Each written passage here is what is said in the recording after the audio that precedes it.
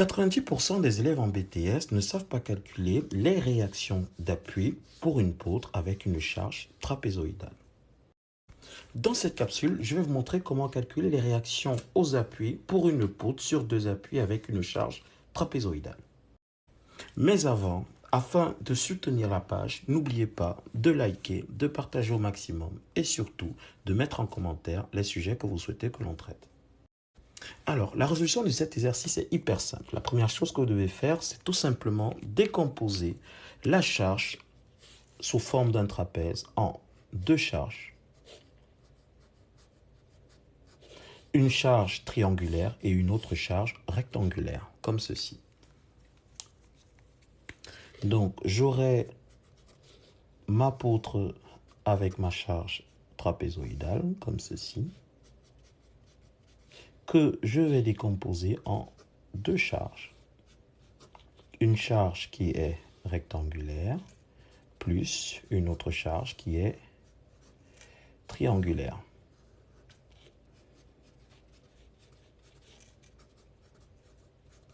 Ensuite, ici, on a P1, là, on avait P2. Donc, si on fait le découpage à ce niveau, ici, j'aurai P1. Donc, ma charge répartie ici, ça sera P1. Donc, là aussi, j'aurai P1.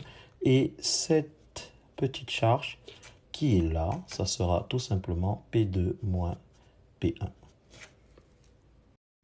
Une fois que la décomposition a été faite, on retombe sur des cas que nous connaissons. Donc l'exercice devient beaucoup plus simple. Et donc là, on va appliquer tout simplement la PFS. Et que dit la PFS? La PFS dit que la somme des forces, comme d'habitude, la somme des forces extérieures égale à 0. Donc là, pour les sommes extérieures, je rappelle tout simplement que ici, on va avoir alors la réaction 1, ici la réaction 2, là on va avoir la réaction 3 et ici on va avoir la réaction 4.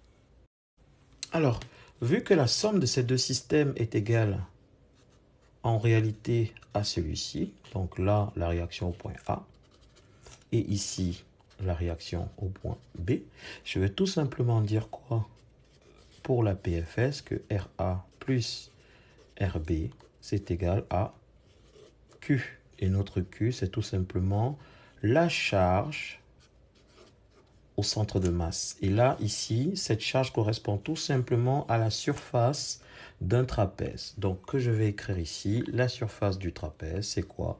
C'est P2 plus P1 fois L, divisé par 2 fois la hauteur. Et la hauteur, ici, c'est L. Donc, ici, le Q sera égal tout simplement à P1 plus P2 fois L divisé par 2. Donc, on vient d'écrire la première relation de la PFS. Maintenant, on va se concentrer sur la décomposition du système. Alors, on va être malin. Pour calculer RA, on n'a pas besoin de faire des gros calculs. On sait que RA, la réaction A, c'est égal à quoi? R1 plus R3. C'est égal à R1 plus R3.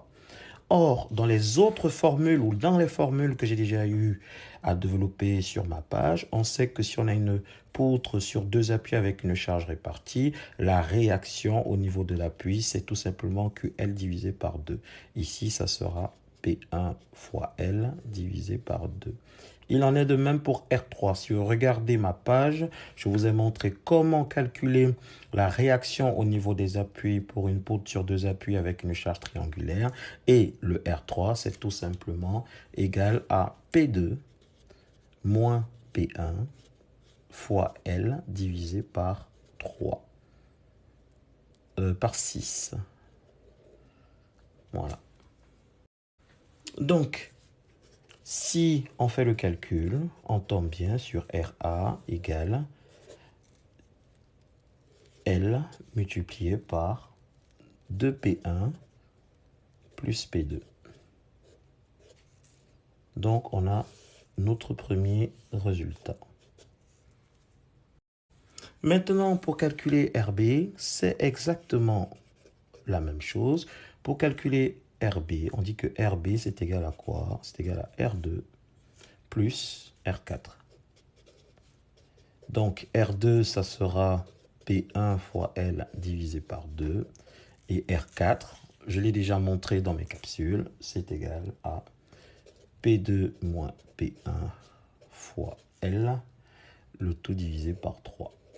Et si on fait ce calcul, on tombe bien sur RB égale à L fois P1 plus 2P2, le tout divisé par 6.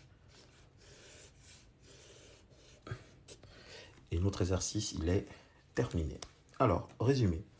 Si vous avez une poutre sur deux appuis avec une charge trapézoïdale, ce que vous devez faire, c'est décomposer cette charge en deux charges que vous connaissez, une charge rectangulaire et une charge triangulaire. Les résultats des poutres sur deux appuis avec la charge répartie sur toute la poutre, elles sont connues. On sait qu'en réaction aux appuis, on a QL divisé par 2. Et pour la charge triangulaire, on sait que c'est QL divisé par 3. Et là, c'est QL divisé par 6. Et là, c'est QL divisé par 3.